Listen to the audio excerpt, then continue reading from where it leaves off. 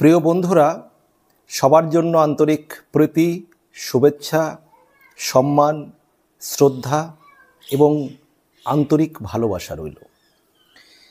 একটা খবর সম্প্রতি প্রচণ্ড পরিমাণে ভাইরাল হয়েছে। খবরটি যে জুলাই আন্দোলনে, বাংলাদেশের যে জুলাই আগস্ট মাসে শেখ হাসিনার সরকারের বিরুদ্ধে আন্দোলন হয়েছে। প্রথমে সেটা ছিল কোটা বিরোধী আন্দোলন, পরবর্তীকালে আন্দোলনকারীরা এক দফা আন্দোলনের ডাক দেয়, শেখ হাসিনার পতনের ডাক দেয়। তো সেই জুলাই আন্দোলনে প্রাণঘাতী অস্ত্র ব্যবহারের অনুমোদন বা অনুমতি শেখ হাসিনা নিজেই দিয়েছিলেন, এইরকম একটা খবর সামনে এসেছে।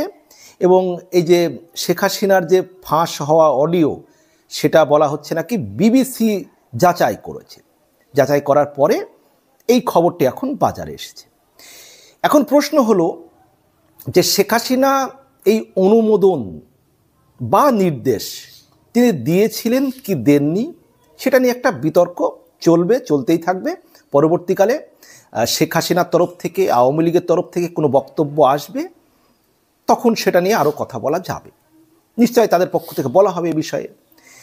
কিন্তু আমি এই বিষয়টি নিয়ে আমি দর্শক বন্ধুদের কাছে, প্রিয় বন্ধুদের কাছে কয়েকটি প্রশ্ন করব। যে তর্কের খাতিরে যদি ধরে নিই যে শেখ হাসিনা জুলাই আন্দোলনে প্রাণঘাতী অস্ত্র ব্যবহারের অনুমোদন বা নির্দেশ তিনি দিয়েছিলেন, তাহলে তিনি কি অন্যায় করেছিলেন নাকি শাসক হিসেবে তিনি সঠিক করেছিলেন? আমি কয়েকটি বিশ্লেষণ আপনাদের সামনে তুলে রাখবো, তারপর আপনারাই বিচার করবেন যে একজন শাসক হিসেবে তার যদি দিয়ে থাকেন অনুমোদন বা নির্দেশ, সেটাকে তিনি সঠিক করেছিলেন না ভুল করেছিলেন। যদিও অনুমতি দিয়েছিলেন কিনা, অনুমোদন দিয়েছিলেন কিনা, সেটা নিয়ে বিতর্ক রয়েছে। আওয়ামী লীগের পক্ষ থেকে সেই বক্তব্য আসবে, কিন্তু আমি তর্কের খাতিরে ধরে নিচ্ছি শেখ হাসিনা অনুমোদন বা নির্দেশ দিয়েছিলেন। আচ্ছা, কিছুদিন আগেই পাকিস্তানের একটা জঙ্গি গোষ্ঠী, সেই জঙ্গি গোষ্ঠী জামাত উদ দাওয়া অর্থাৎ JUD, তার এক শীর্ষ নেতা দাবি করেছেন যে বাংলাদেশের অস্থির পরিস্থিতি এবং শেখ হাসিনার সরকারের পতনের পিছনে তাদের ভূমিকা ছিল। তাহলে চিন্তা করুন, যেই পাকিস্তানের একটি জঙ্গি গোষ্ঠী, তারা বলছে যে শেখ হাসিনার পতনে বা বাংলাদেশের অস্থির পরিস্থিতি করার পিছনে, শেখ হাসিনার পতনের পিছনে তাদের ভূমিকা ছিল। এটা কে বলছে? পাকিস্তানের জঙ্গি গোষ্ঠীর এক শীর্ষ নেতা, যেটা হাফিজ সঈদের যে জঙ্গি গোষ্ঠী জামাত উদ দাওয়া অর্থাৎ JUD, তার শীর্ষ নেতা। সেই নেতাকে, JUDর শীর্ষ নেতা হাশমি, তিনি বলছেন যে 1971 সালে মানে মুক্তিযুদ্ধ হয়েছিল, সেই মুক্তিযুদ্ধের প্রসঙ্গ টেনে বলেছেন যে তার নাকি প্রতিশোধ নিয়েছেন তারা। 1971 সালের যে মুক্তিযুদ্ধের মাধ্যমে বাংলাদেশ ভাগ হয়েছে, সেই মুক্তিযুদ্ধে ভারতও বাংলাদেশকে সহযোগিতা করেছিল। তো সেই যে বাংলাদেশ ভাগ হয়েছিল, 1971 সালে মুক্তিযুদ্ধ করেছিল বাংলাদেশের মানুষ, ভারত তাতে সহযোগিতা করেছিল, সমর্থন করেছিল। তার বদলা নিয়েছে শেখ হাসিনার পতন ঘটিয়ে বাংলাদেশের JUDর যে নেতা হাশমি, তিনি এই বক্তব্য দিচ্ছেন। আচ্ছা বলুন, তাহলে পাকিস্তানের জঙ্গি গোষ্ঠী নেতা সরাসরি স্বীকার করছেন যে তারা শেখ হাসিনার পতন ঘটিয়েছেন, বাংলাদেশকে অস্থির করেছেন। তাহলে একটা সরকার প্রধান হিসেবে কোনো জঙ্গি গোষ্ঠী যখন একটা দেশকে অস্থির করবে, পুলিশের উপর হামলা করবে, মেট্রো রেলে আগুন দেবে, BTVতে আগুন দেবে, আর পুলিশ প্রশাসন বন্দুকগুলো নিয়ে শুধু শো করবে, দেখাবে, আর বলবে যে আসুন আপনারা BTV পুড়িয়ে দিন, আমরা দাঁড়িয়ে দাঁড়িয়ে দেখব, আসুন আপনার মেট্রো রেলে আগুন দিন, আমরা দাঁড়িয়ে দাঁড়িয়ে দেখব, আসুন পুলিশদের থানায় ঢুকে পুড়িয়ে মারুন, আমরা দাঁড়িয়ে দাঁড়িয়ে দেখব। এই তো কিছুদিন আগে একজন সমন্বয়ক তিনি কি বললেন টিভিতে, যে যদি বিটিভিতে আগুন দেওয়া না হতো, যদি পুলিশ থানা আক্রমণ করে পুলিশ মারা না হতো, যদি মেট্রো রেলে আগুন না দেওয়া হতো, তাহলে আন্দোলন সফল হতো না। তাহলে চিন্তা করুন, যারা জঙ্গিদের সঙ্গে নিয়ে পুলিশ মারবে, মেট্রো রেলে আগুন দেবে, থানায় আগুন দেবে, বিটিভি পুড়িয়ে দেবে, বিটিভি ভবন, আর তখন পুলিশ দাঁড়িয়ে দাঁড়িয়ে দেখবে, যা শুন আপনারা এগুলো পোড়ান, আমরা চুপচাপ দাঁড়িয়ে দেখি। আর যদি পুলিশ গুলি চালিয়ে দেয় তাদের উপরে লাঠিচার্জ করে, সেটা বিশাল বড় অন্যায় হয়ে যাবে, তাই না? আচ্ছা ধরুন তো, যিনি বলছেন যে শেখ হাসিনা এটা অন্যায় করেছেন, ধরুন মেট্রো রেল আগুন দিচ্ছে এই তথাকথিত জুলাই আন্দোলনকারীরা সঙ্গে জঙ্গিদের নিয়ে, আর সেই মেট্রো রেলে যিনি আমার ভিডিওটি দেখছেন তার পরিবারের লোকজন বা তিনি আছেন, তিনি কি আশা করেন? মেট্রো রেলের বাইরে ধরুন পুলিশ দাঁড়িয়ে আছে, পুলিশ বা আর্মি দাঁড়িয়ে আছে, তাদের সেই মুহূর্তে আপনি কী আশা করেন? সেই যারা জঙ্গি বা জুলাই আন্দোলনকারী যারা তথাকথিত, তারা গিয়ে সেই মেট্রো রেলে আগুন দেবে, আর পুলিশ না বাবা তোমরা আগুন দিও না, তোমরা এ কাজ করো না, এটা বলবে? নাকি বলবে যে যাও যাও যাও তোমরা আগুন দিয়ে দাও, আমরা গুলি চালালে আমাদের অন্যায় হয়ে যাবে? বা দেশের প্রাইম মিনিস্টার হিসেবে শেখ হাসিনা কাছে যদি অনুমতি চায় পুলিশ প্রশাসন, যে এই পরিস্থিতি ঘটছে, তখন কি তিনি অনুমতি দেবেন না? কোনটা? আপনি সেই মেট্রো রেলে বসে আছেন, আগুন দিতে যাচ্ছে জুলাই আন্দোলনকারীরা তথাকথিত এবং সন্ত্রাসীরা, কি করবেন তখন? আবার ভাবুন, আপনার পরিবারের মানুষ থানায় চাকরি করছেন বা আপনি চাকরি করছেন, সেই থানায় ঢুকে ধরুন একটা মব গিয়ে আগুন ধরিয়ে দিতে যাচ্ছে, তার মধ্যে একজন গর্ভবতী নারীও ছিলেন পুলিশের মধ্যে, তাদেরকে ধরুন মেরে ফেলতে যাচ্ছে পুলিশ, সেই মুহূর্তে অসহায়। এবার ধরুন সেখানে শেখ হাসিনার কাছে নির্দেশ দেওয়া হলো, কি করবেন? উনি বলবেন না না না, তোমরা সব মার খাও, ওই জুলাই আন্দোলনকারী তথাকথিত বা সন্ত্রাসীদের হাতে মরো তোমরা, তাই বলবেন? এক্ষেত্রে একজন শাসকের কি সঠিক কাজটা কি? যেই যারা মব সৃষ্টি করছে, আন্দোলনের নামে যারা সন্ত্রাসী কার্যকলাপ করছে, তাদের বিরুদ্ধে একবার স্ট্রং অ্যাকশন নেওয়া, যা প্রয়োজন সর্বোচ্চ অ্যাকশন নেওয়া, এটাকে একজন শাসকের সঠিক নয় সেই মুহূর্তে?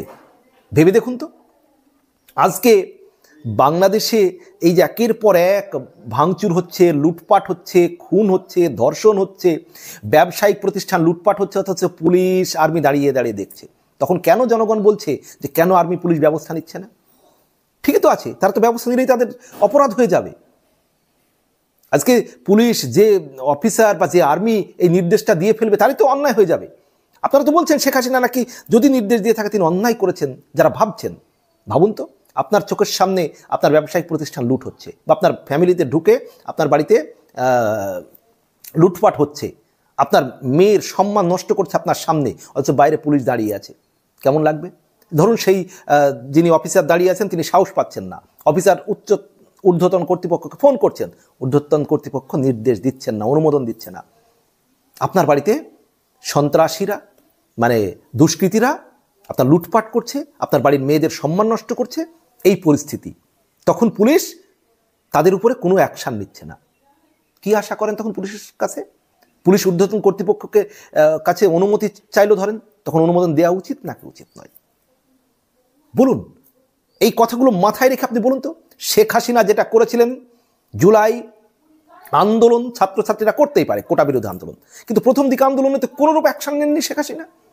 আন্দোলন করেছেন তারা যথারীতি, কিন্তু যেদিন থেকে তারা আগুন, ভাঙচুর, বিশৃঙ্খল পরিস্থিতি সৃষ্টি শুরু করেছে, যখন থেকে তারা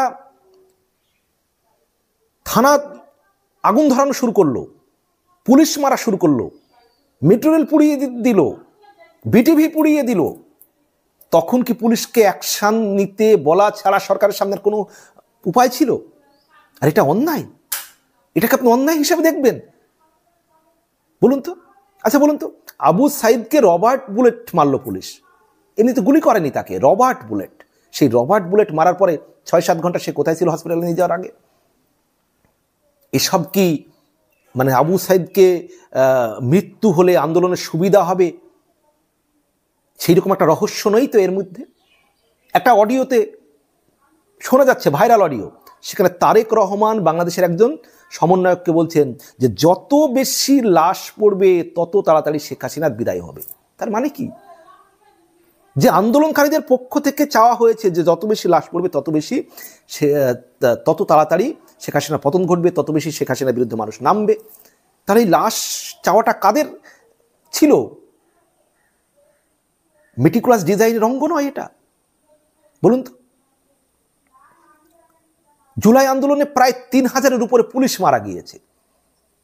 তাহলে এই পুলিশরা তাদের অস্ত্রগুলো কি শুধুমাত্র শো করার জন্য নিয়ে বেড়ায়, যে দেখুন ভাই এদেরকে হাতের ঘড়ি যে খালি শো করবে, না ক্রিকেট ব্যাট যেটা দিয়ে ব্যাট খেলবে অস্ত্রগুলো নিয়ে? তাদের সামনে মানুষের জীবন চলে যাবে, পুড়িয়ে মারা হবে মানুষকে, আর পুলিশ দাঁড়িয়ে দাঁড়িয়ে দেখবে? 3000-এর উপরে পুলিশ মারা গেল, পুলিশ গুলি চালাবে না?